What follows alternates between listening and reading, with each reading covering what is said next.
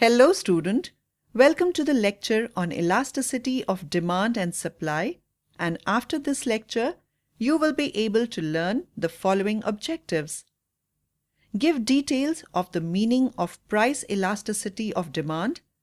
Give details of the classification of demand curves according to their price elasticity. Describe the types of elasticity of demand. Talk about the elasticity of demand with respect to advertisement. Chapter 5 Managerial Economics Meaning of Price Elasticity of Demand.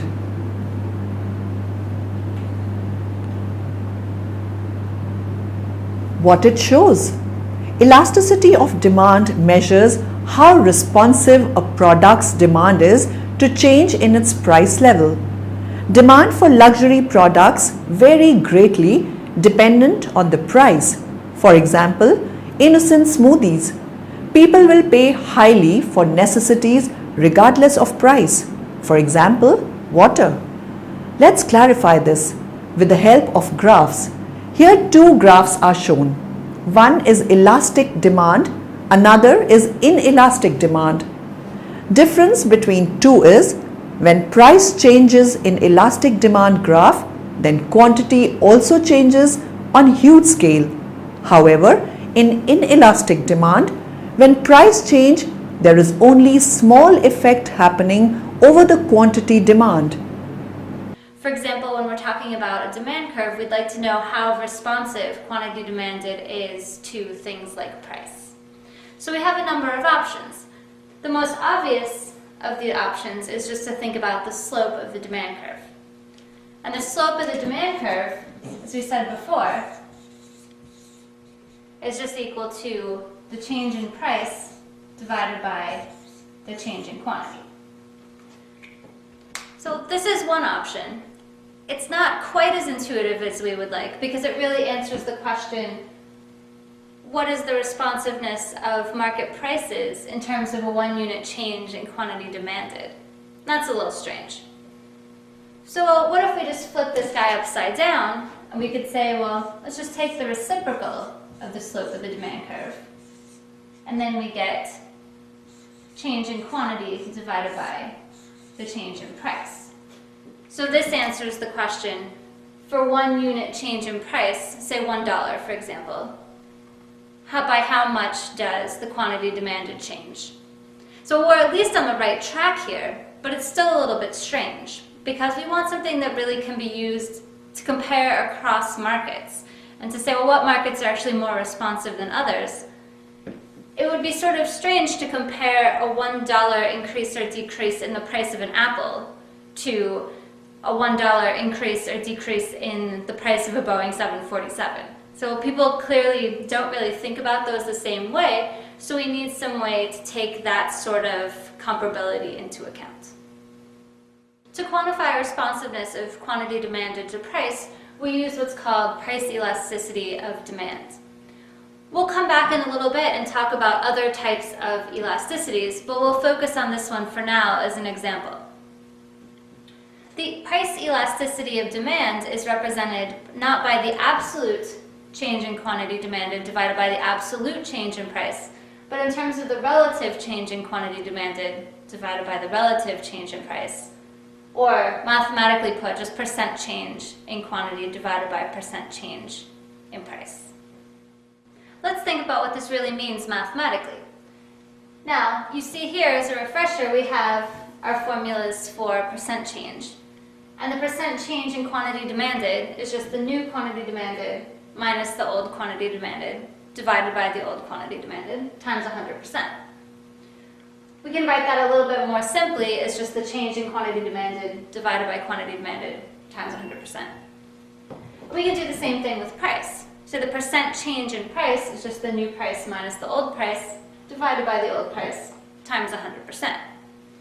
Or alternatively, change in P divided by P times 100%. Now when we put that together and say, well, what does this elasticity of demand really come out to?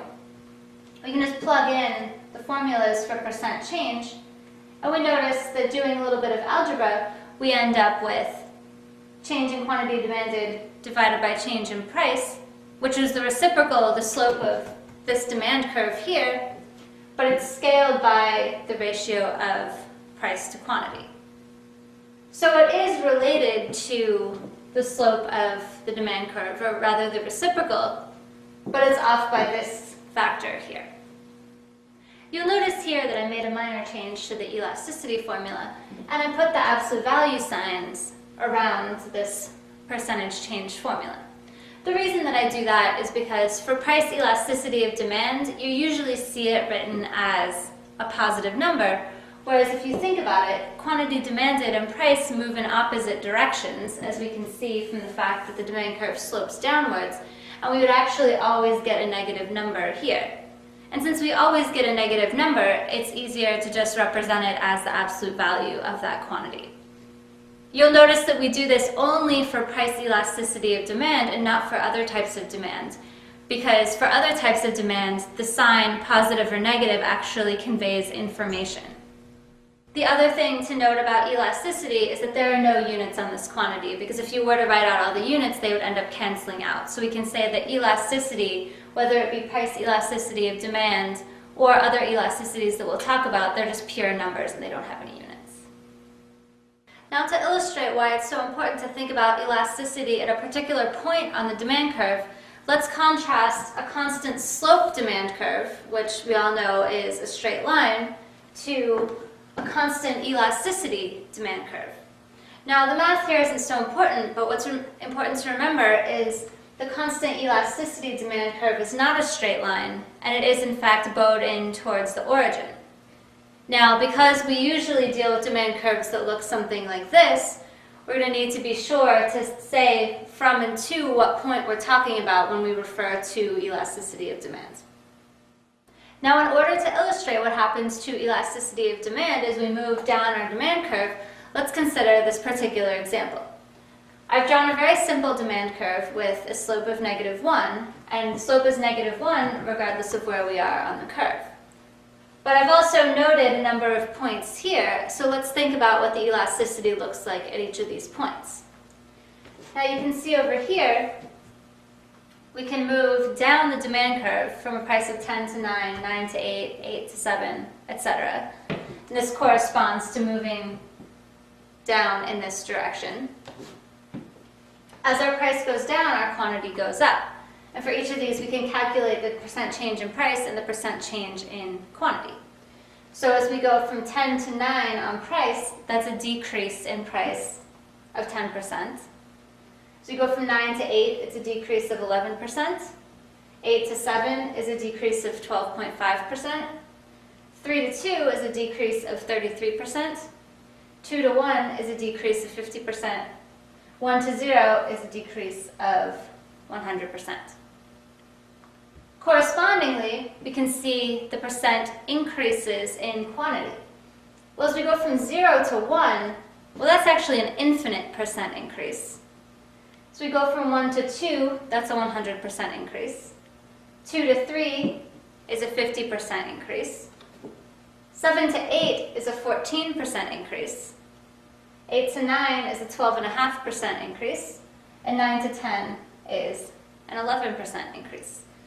Notice here that we're either increasing or decreasing by 1 unit each time, but they translate to smaller percentages when the numbers that we're talking about are bigger. So we know that the elasticity of demand is equal to the percent change in quantity divided by the percent change in price, so we can go ahead and calculate that for each of these points. Well, infinity divided by -10%, well, that's just infinite. And if you remember, we always take the absolute value when we're talking about elasticity of demand. So here, the elasticity of demand is in fact infinite. Moving down to this point here, we get 100% divided by -11%. Take the absolute value of that, and we get about 9. The absolute value of 50% divided by 12.5% is 4. The absolute value of 14% divided by 33% is about 0.42. The absolute value of 12.5% divided by 50% Well, that's 0.25 or 1/4. And finally, 11% divided by 100% in absolute value terms, this is about 0.11. So you'll notice that even though we were talking about a 1 unit increase and decrease each time, that translates to a number of different values for elasticity. If we plot the elasticity numbers where they go on our graph, you'll notice that as we move down the demand curve, our elasticity numbers get smaller. At the top left here, we have a point where our elasticity is what we call perfectly elastic, or we get an elasticity of demand of infinity. As we move down to the bottom right, we get to a point where our demand is perfectly inelastic, or in other words, our elasticity of demand is equal to 0. Nature of demand curves and elasticity. In some cases, however, the elasticity remains the same throughout the length of the demand curve. Such demand curves can be placed in the following categories: perfectly inelastic, unitary elastic, perfectly elastic. Slope of the demand curve and price elasticity. The elasticity of a demand curve is often judged by its appearance. The flatter the demand curve, the greater the elasticity, and vice versa. But this conclusion is misleading because two demand curves with different slopes may have the same elasticity at a given price. Types of elasticities of demand.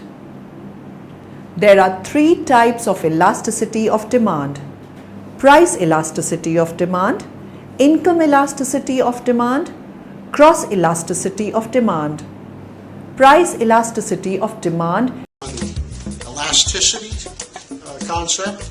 In particular, we start with the price elasticity of demand. It's the big one. Once we understand that, the others are relatively easy to follow.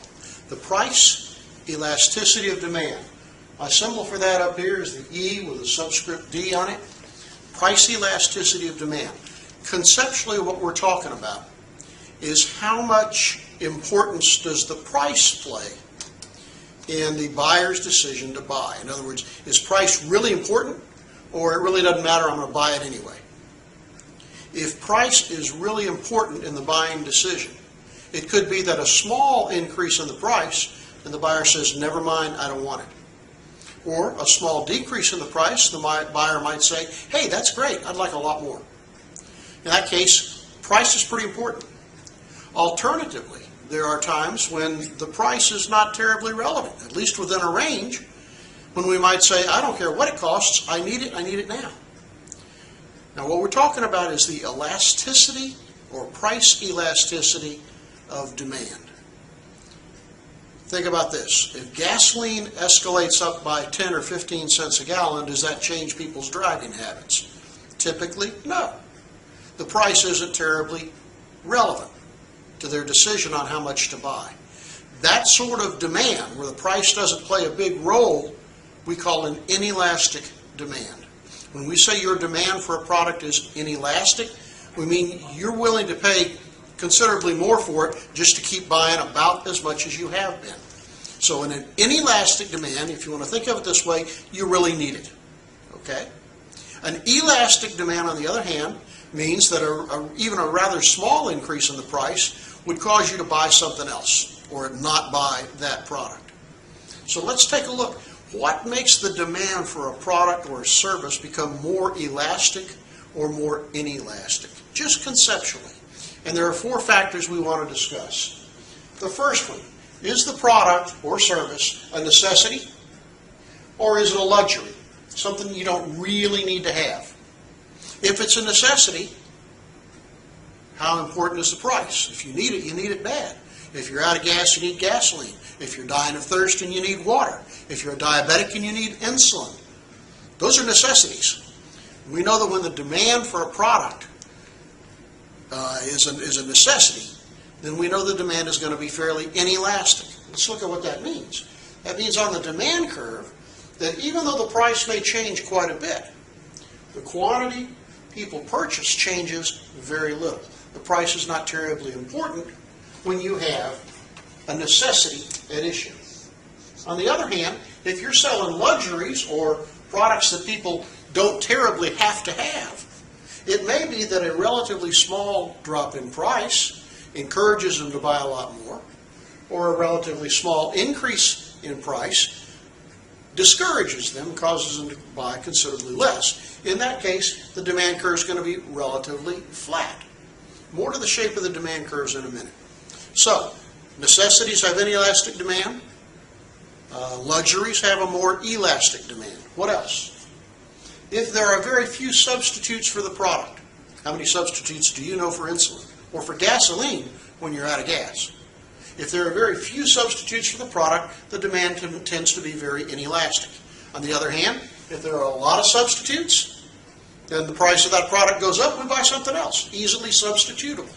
Okay? If the price of Colgate toothpaste goes up, we buy Crest or whatever. All right? Plenty of substitutes for a particular brand name especially. Think about this one. Suppose the price of Miller beer went up. What would happen to the sales of Miller beer? Well, people would look around and say, well, I can buy a lot of other different beers out there, so a small increase in the price of Miller beer might cause people to abandon it and go buy another brand of beer immediately. Okay? Finally, or third, if there is very little time for you to make your purchase, very little time to shop around, to compare, if you need it and you need it right now, your demand tends to be more inelastic. That's how convenience stores make their living. People would rather run inside, buy something quick, and run back out than go in and take their time going through a grocery store. So you can literally find a grocery store and a convenience store, both of them selling beer. And the convenience store selling it at a much higher price because people are willing to pay the greater price because they're in a hurry, because they want the convenience of in and out real quick. If you have plenty of time to shop, your demand tends to be more elastic. The price becomes a bigger consideration. If your car breaks down, you need a car right now. Your demand gets to be inelastic. If you're planning in the future and you're saying, I'm not going to buy a car until about 6 months from now, I've got plenty of time to look around, then you're much more sensitive to what prices are.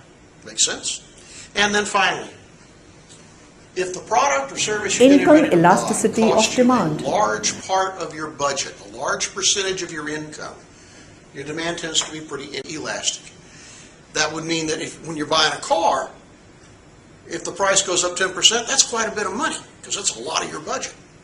But if you're out there buying something small, like a box of toothpicks or a box of salt, an increase in the price of that, because it costs very little anyway, a 10% increase in the price, doesn't make much of a difference in your budget. It accounts for a small part of your budget, and so your demand tends to be inelastic for things that are a small part of your expenditures, and much more elastic for products that account for a large percent of your budget. You want to keep these factors in mind. There's a few lessons to be learned in there. If, for example, you're going out to a job interview, do you want the demand for you and your services to be inelastic or elastic? If it's inelastic, it means you hopefully will command a greater price. So, for example, can you prove to me when you come to my company to interview for a job, are you truly a necessity? Is there something about you I need to have? Are there very few substitutes for you? Are you unique in your skills, your talents, your experiences, your motivation, etc.? Do I need to hire somebody in a hurry? And are you going to account for only a small part of my total payroll? In those cases, you've got a better chance of starting off at a better salary. So this is another way to look at how bad do people want it, or how bad do they want you. Okay, that's the introduction to the price elasticity of demand. Next, we're going to get into some of the calculations and visualizations. Thanks. Elasticity of demand is a measurement of the responsiveness of demand for a good when there's a change in income, not a change in price. The price of the good is irrelevant here. It's when our income changes, because of course our demand for goods is affected by many things. Our demand for goods is not just affected by the goods price, it's affected by our income. The demand for a good is affected by fashions, laws, the weather, the size of a population, advertising, the prices of other goods, and so on. All kinds of factors impact on the demand for a good. And a major one is income. When our income changes, the demand we have for certain goods will change as well. For most goods, a change in income will lead to a corresponding change in demand in the same direction. If our income goes up, our demand for the good goes up. We call those goods normal goods. But for some goods, the demand for the good changes in the opposite direction to income. If our income rises, our demand for that good would fall. If our income falls, the demand for the good would rise. These goods are called inferior goods. Okay, so let's explore this a little bit. Income elasticity of demand then. The equation for calculating the value of income elasticity of demand for a good is as follows. We use Y for income, of course, because I is reserved for investment. So, income elasticity of demand is the income divided by quantity times change in quantity over change in income. Let me give you an example. Let's imagine that my income rises from £100 to £120. Okay? And let's explore what happens to my demand for steak. I like steak. Okay, I like steak, but I just can't afford to buy as much of it as I'd like to buy. When my income, let's draw this as a table. When my income was 100, let's say that the quantity of steak that I was buying was 40. And when my income goes up to 120, I see that the quantity I'm buying is now 60. Let's calculate the value of the YED. Well, Y over Q is 100 divided by quantity 40 times the change in quantity. Well, quantity rose by 20, so 20 divided by the change in income. Well, that's also 20. So 100 over 40 times 20 over 20, if you do the maths, you'll find that that comes to, I hope, 2.5. And it's positive. Okay, in fact, I should have written that equals plus 2.5. There are two things that we can take from this. I need a bit of space, so I'm going to rub out these notes here. There are two pieces of information we must analyse when we get a YED reading. We must look at the sign and the size. The sign and the size. Well, the sign is positive. It's plus, it's a positive number, and that tells us it's plus means normal good. That means that the demand changes in the same direction as our income. Income has risen, so has the demand for steak. The size tells us how responsive the demand was, and that's pretty high. That's elastic. It's greater than 1, therefore it's income elastic. In fact, for every 1% change in my income, I got a 2.5% rise in the demand for this good. For every 1% rise in my income, 2.5% rise for the good. But let's imagine that at the same time as my increasing demand for steak, I also used to buy bus tickets. Sorry, it's a boring example, but it's Friday morning and I'm just too tired to think of anything better. So bus tickets. Now let's imagine that when my income was 100, I used to buy 200 bus tickets. But when my income rose to 120, I bought less bus tickets. I only bought 180 bus tickets. I used to, let's say, be able to afford now to treat myself to a taxi ride instead of getting the bus on Friday mornings when I'm very tired. So, what does this do to YED? Well, let's work it out again. Y over Q is 100 over 200 times change in Q. Now this is minus 20. Very important you put the minus in. Minus 20 over change in Y. Well, that Y has risen, income has risen by 20. There, look at that now. That calculates to minus 0.5. And that reveals quite a lot. Again, we must look at sign and size. The sign tells us it's inferior. It's an inferior good. The demand for it changes in the opposite direction to our income change. My income rose, my demand fell. Comes out as negative. The 0.5 tells us that it's income inelastic. not very responsive. A 1% change in my income would cause a 0.5% change in my demand for this good. The sign and the size, that's the trick with income elasticity of demand. Sign will tell you, is it normal, is it inferior? Size will tell you the size of the elasticity. Is it income elastic, if it's over 1, if it's income inelastic? Okay, look at those two things separately, the sign and the size. Okay, of course there is another equation. You may not be able to use this equation. You may have to use what I call the percentage equation, which is percent change in quantity divided by percent change in income.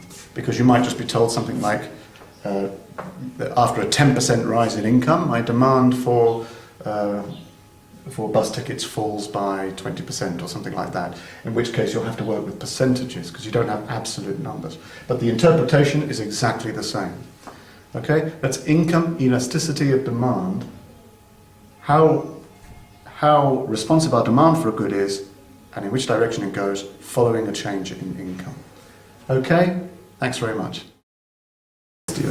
Cross-elasticity of demand is defined as a measurement of the responsiveness of demand for one good when there is a change in the price of another good. And that matters, of course, because many goods, our demand for them is affected by changes in the price of other goods because they may be a substitute or a complement good.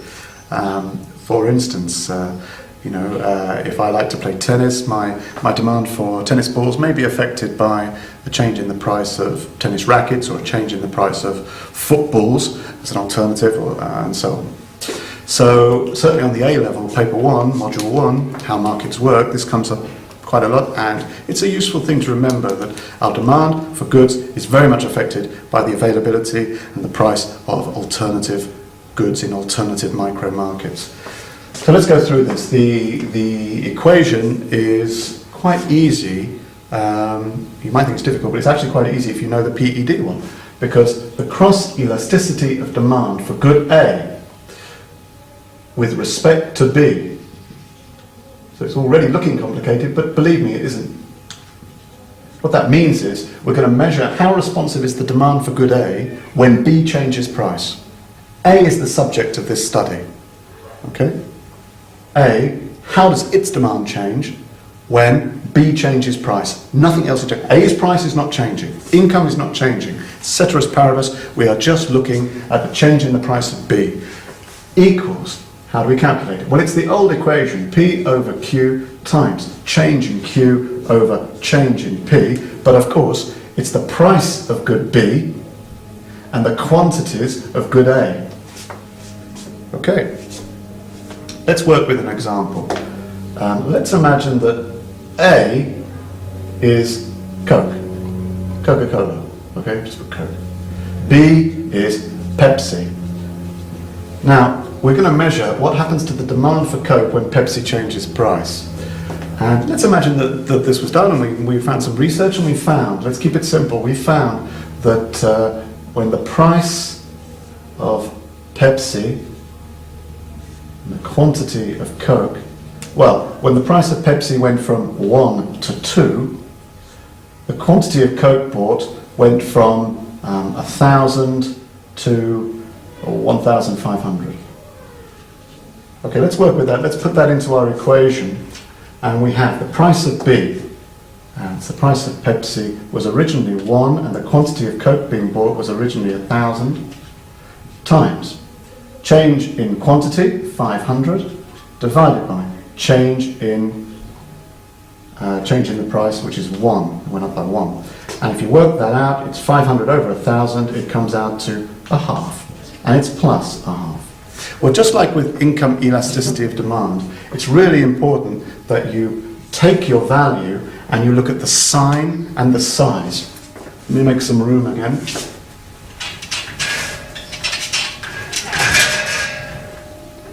So we've got this plus a half. Sign, is it plus, is it minus? We know that a plus value on cross elasticity of demand denotes that these goods are substitutes. Now, we might have expected Coke and Pepsi to be substitutes, but we couldn't be sure of it until we analysed the data. And the fact is that when the price of Pepsi goes up, probably there's reduced quantity demand for Pepsi. We're not looking at that. But we see that the rise in price of Pepsi has caused people to buy Coke. Probably what's happening is people are saying, oh, Pepsi's really expensive, don't want to buy Pepsi, I'll go and buy a Coke instead. But we can't be sure of what's going through people's minds, but we can look at the numbers and we can say when the price of Pepsi fell, there was an increase in the quantity demanded, increase in the demand, of Coke, and it was positive and they are substitutes. If it came out as negative, we'd have to conclude that the two goods being studied are complements. Now, the number, that's the size, in this case it's a half. Size, with other elasticities, is it bigger or smaller than 1 is really important. Here we just say, how big is the number? Half is a medium size, quite a strong relationship. You see, the size of the number tells us about the strength of the relationship. The bigger the number, whether it's plus or minus, the bigger the number, the closer the relationship, be it substitute or complement, between the goods. And the smaller the number, the closer to 0, the weaker is that substitute relationship or that complement relationship. So if we were studying the cross-elasticity of demand between carrots and computers, we'd probably find that XED equals 0, no relationship between those goods. A change in the price of carrots doesn't affect our demand for computers. Okay, so like income elasticity of demand, very important you look at sign and size. Size, we just have to ask how far from 0. Further from 0, strong relationship. Near 0, weak relationship. Okay, so there we are. I think that's it. I think I've used enough time. Okay, thanks for watching. Please send me your comments on all the videos. It keeps me going, and tell me what you want to see, because I'm running out of ideas. All right. Elasticity of demand with respect to advertisement. The advertising elasticity of demand, AED, measures the responsiveness of changes in the quantity demanded to changes in the level of advertising. It is calculated using the following formula: percent change in demand, percent change in advertising expenditure. The calculation of the AED will produce a value. This value will indicate some of the characteristics of the good. For instance, a value over 1 implies a relatively elastic demand. In other words, an increase in the level of advertising will cause a proportionately greater increase in the demand for the good. Factors determining of elasticity of demand. There are several factors which determine the elasticity of demand.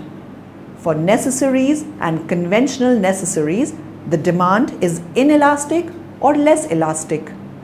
Demand for luxuries is elastic. For substitutes, the demand is also elastic. Demand for goods having several uses is elastic. Demand for goods, the use of which can be postponed, is elastic. Elasticity also depends on the price level. The same commodity may have inelastic demand for certain users and elastic for certain other users.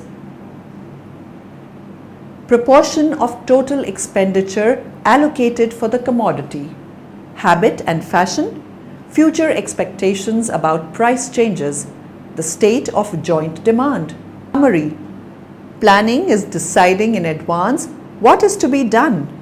It involves the selection of objectives, functions of management policies, procedures and programs from among alternatives. The relative response of a change in quantity demanded to a change in price. A comparable elasticity on the supply side is the price elasticity of supply. The price elasticity of demand is delineated as the degree of responsiveness or sensitiveness of demand for a commodity to the changes in its price.